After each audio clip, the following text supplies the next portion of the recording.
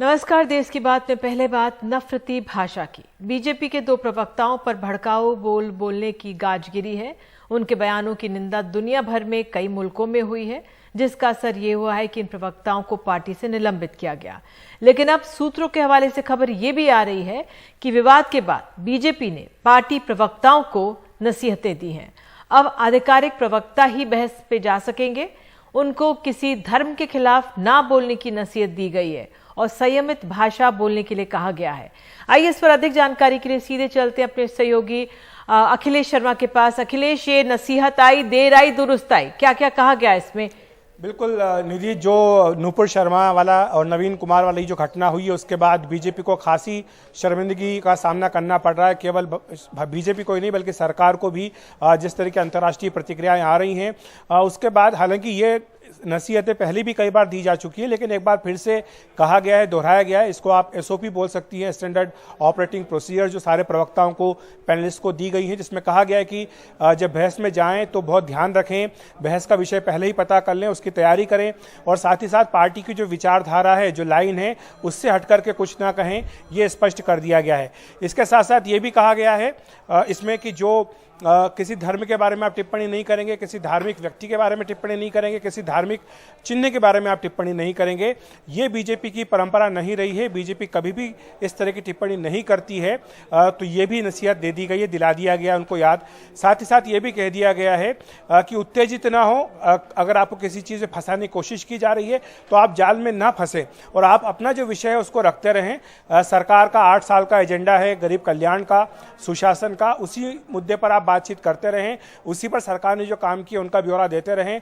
आपको जब भी फंसाने की कोशिश हो आप उसमें फंसिएगा मत और पार्टी की जो मर्यादा है, विचारधारा है, आपको उसका खास तौर से ध्यान रखना है। तो जो नुपुर शर्मा वाली घटना हुई है उसके बाद बीजेपी ने ये एहतियातन कदम उठाया है।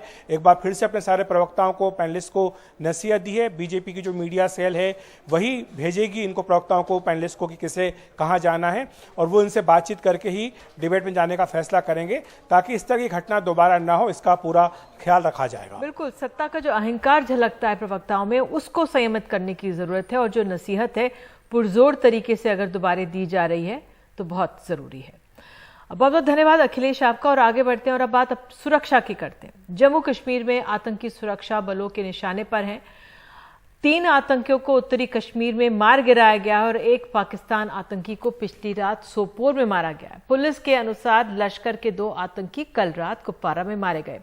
लेकिन जम्मू कश्मीर में ड्रोन का इस्तेमाल लगातार बढ़ रहा है। कल रात जम्मू कश्मीर के अंतर्राष्ट्रीय सीमा पर कानाचक इलाके में बीएसएफ ने एक बड़ी साजिश को नाकाम किया है। एक ड्रोन करीब 8 किलोमीटर अंदर आ गया था सीमा में। सुरक्षा बलों को जैसे ही शक हुआ उन्होंने ड्रोन पर फायरिंग की। कुछ देर बाद एक और ड्रोन दिखा, सुरक्षा बलों ने फिर फायरिंग की है, जिसके बाद वो पाकिस्तान की ओर लौट गया बताया जा रहा है। ड्रोन 3 आईडी गिराकर लौटा, जिसमें टिफिन थे, जिसमें आईडी था, टाइमर भी था, अलग अलग समय का लगा हुआ था। तो सुरक्षा बलों ने बम को डिफ्यूज कर एफआईआर दर्ज की है। और अभी आपको बता दें 29 मई को ही कठुआ जिले के राजबाग थाना क्षेत्र में एक ड्रोन को मार गिराया गया। इस ड्रोन के जरिए जो स्टिकी बम और हथियार गिराए गए थे। जम्मू कश्मीर पुलिस ने बताया था कि ड्रोन के साथ एक ग्रेनेड लॉन्चर और 7 बम जैसी चीज मिली है।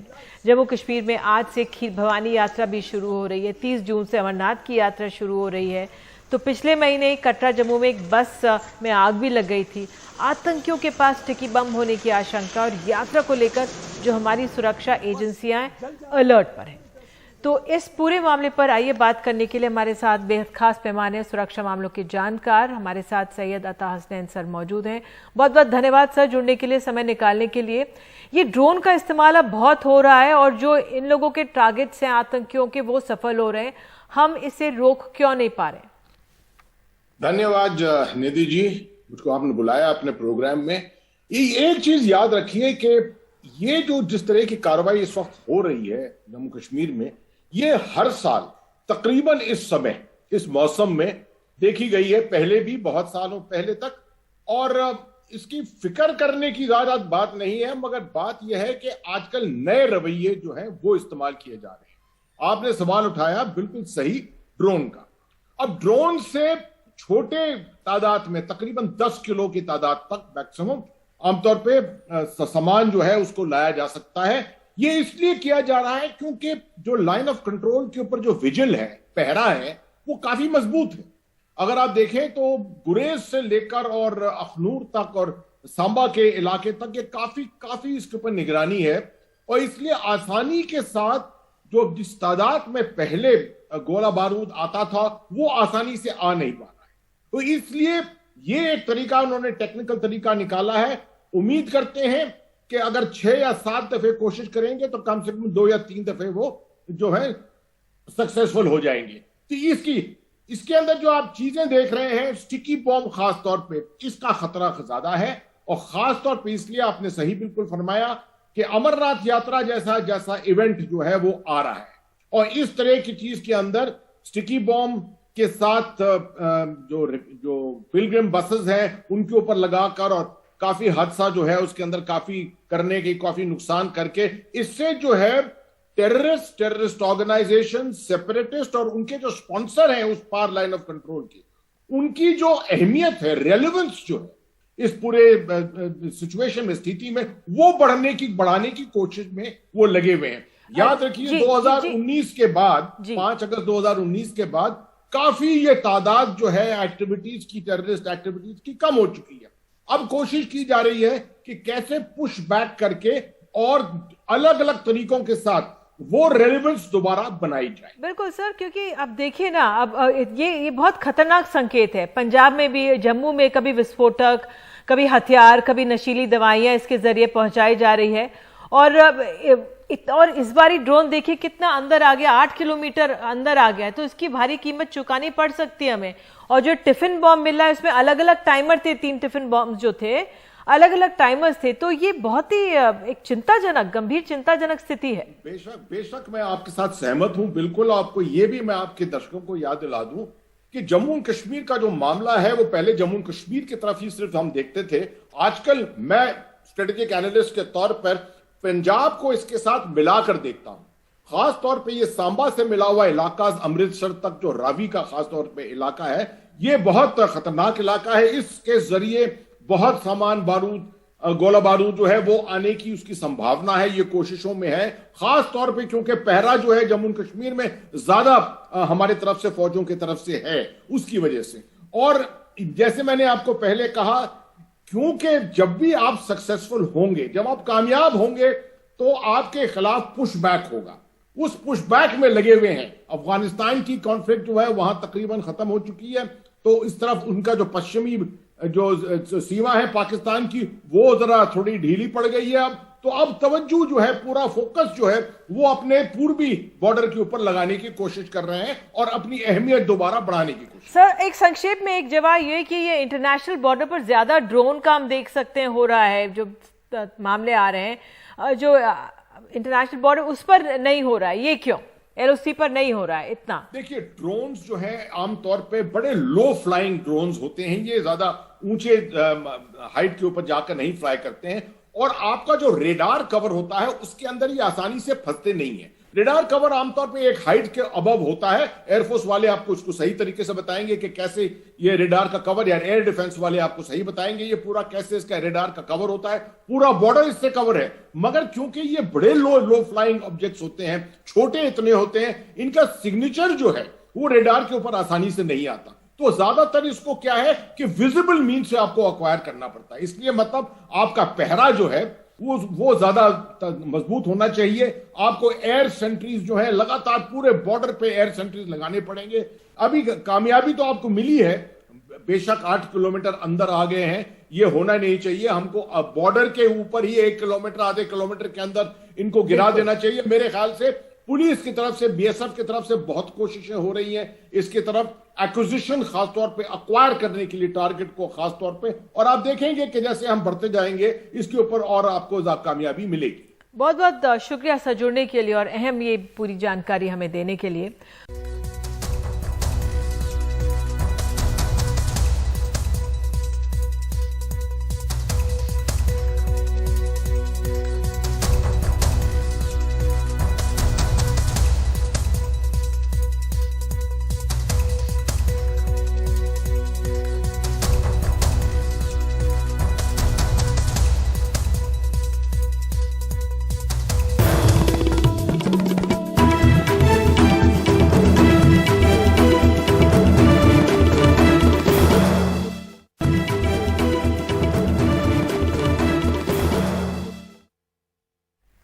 तो बात दिल्ली से जुड़ी हुई।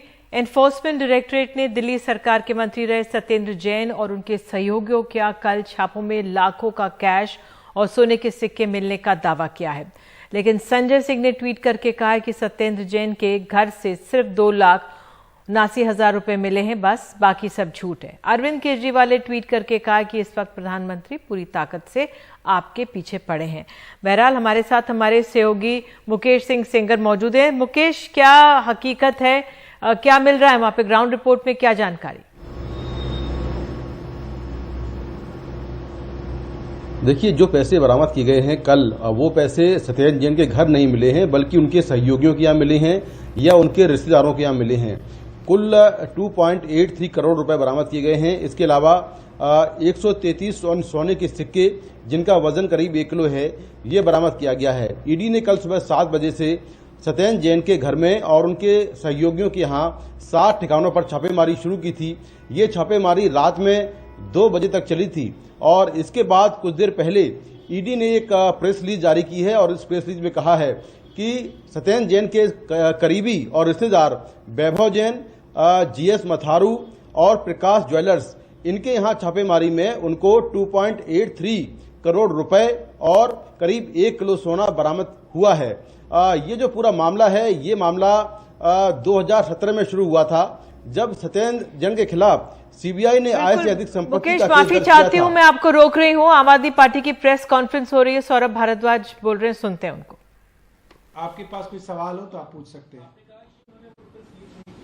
2,89,000 जो है, इनकी आप बात कर रहे हैं कि वो चीज नहीं कि वो दोबारा देकर चलेगी। जी जी जी, इसमें लिखा है currency, Indian currency totalling to ₹2,79,200 was also recovered during the search. However, the same was not seized, क्योंकि वो अकाउंट है उस पैसे का, इसलिए वो सीज नहीं कर सकते, उसको उन्होंने वापस दिया। और जिन करीबियों का जिक्र किया जा रहा, तो आप मानते हैं कि इस तरीके से फर्जी करीबी बनाए हुए हैं या क्या?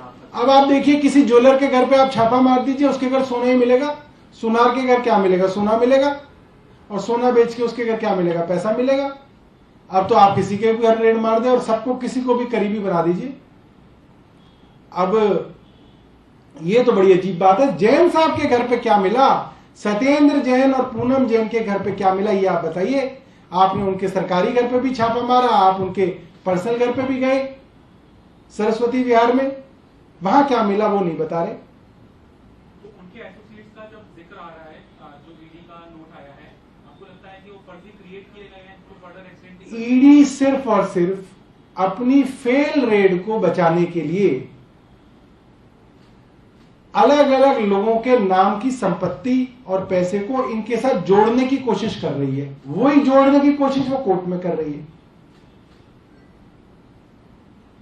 और कोई सवाल? तो सर, आप लीगल एक्शन देख रहे हैं, कुछ आपके टारगेटेड है, आगे कुछ कोर्ट वगैरह जाने की सोच रहे हो? नहीं, इसका कुछ बनेगा ही नहीं। हमें कोर्ट में जाने की कोई जरूरत ही नहीं। इसको कोर्ट के अंदर इसकी कोई वैल्यू नहीं है। इनके स्पोक्स पर्सन चीख के जो भी बोले उसकी कोई वैल्यू नहीं है। वैल्यू इस कागज की है, सीजन मेमो की है, कि सत्येंद्र जैन साहब के घर पे क्या मिला, वो ये। आपको लगता है कि ईडी की रेड जो कस्टडी है वो एक्सटेंड होने का कोई आधार नहीं बनता ईडी के पास, जो कि 9 तारीख? देखिए, ईडी की डेस्परेशन का कारण ही ये है कि ईडी को मालूम है कि 7 सालों में ईडी कोई नया सबूत नहीं जुटा पाई। वही कहानी जो 7 साल पहले सुना रहे थे, वही कहानी जो है आज टीवी पे सुनाते हैं, वही कहानी इनके प्रवक्ता जो है डिबेट्स में सुनाते हैं, वही कहानी इनके वकील कोर्ट के अंदर सुनाते हैं। इनके पास कुछ नया नहीं है। उसकी डेस्परेशन में कि कुछ मिल जाए जिस बहाने इनकी कस्टडी बढ़ा लें, कुछ मिल जाए जिससे न्यूज बन जाए, किसी को बदनाम कर दिया जाए, इस मकसद से किया गया, मगर फेल हो गई रेड। इनको थी उम्मीद। तो एक तरफ ईडी के दावे हैं, दूसरी तरफ आम आदमी पार्टी सवाल ही पूछ रही है ईडी से कि ये बताइए सत्येंद्र जैन के घर से क्या मिला। बहरहाल एक छोटा सा ब्रेक, लौटते हैं, बने रहिए हमारे साथ।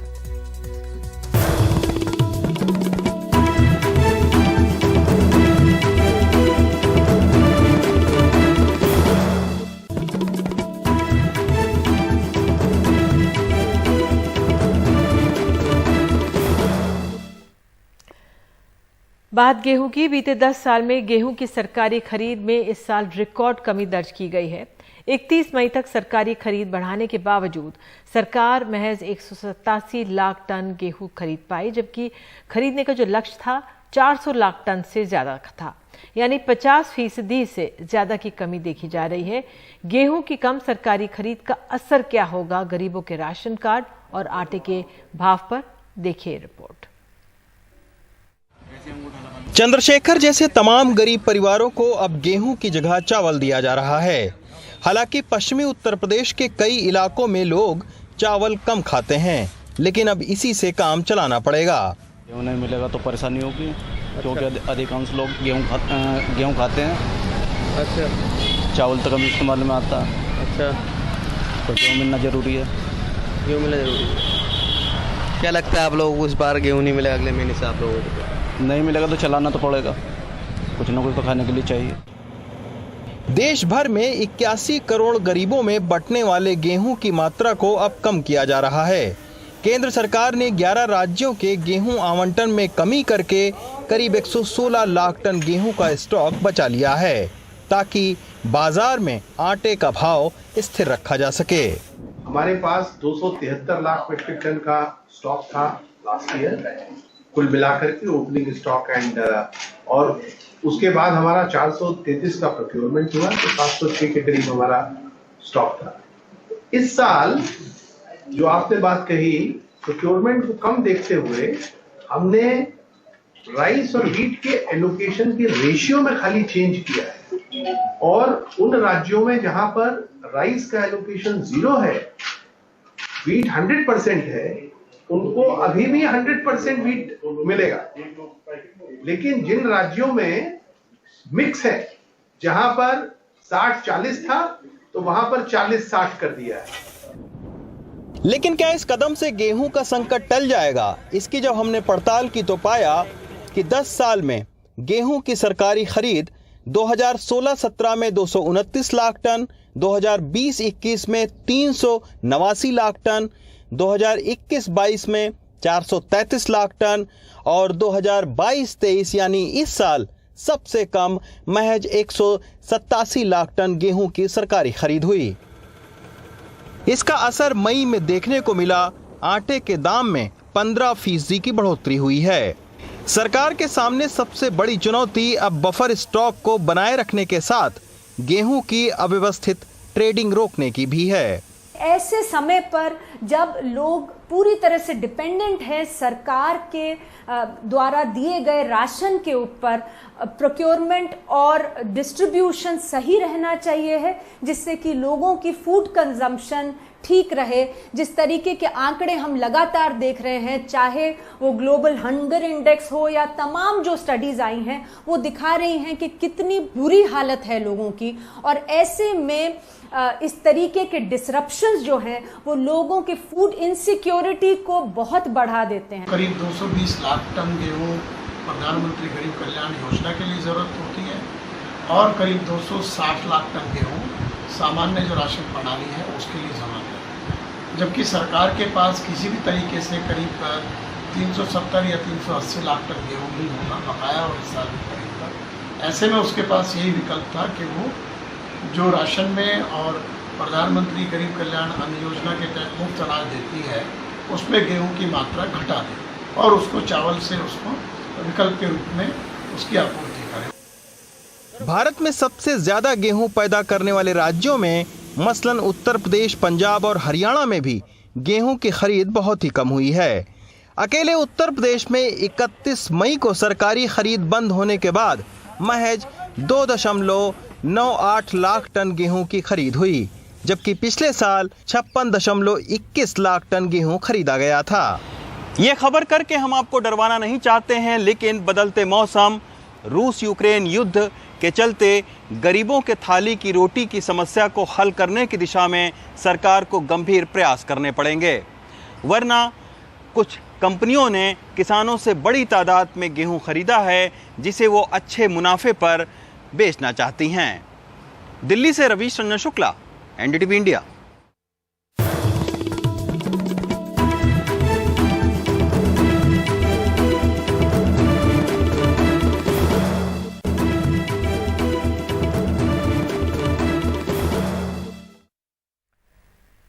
बात पंजाब की मनसा के मूसा गांव में सिद्धू मूसेवाला को श्रद्धांजलि देने का तांता अभी भी लगा हुआ है और कांग्रेस नेता राहुल गांधी भी आज वहां पर पहुंचे। तकरीबन 1 घंटे परिवार के साथ रहे।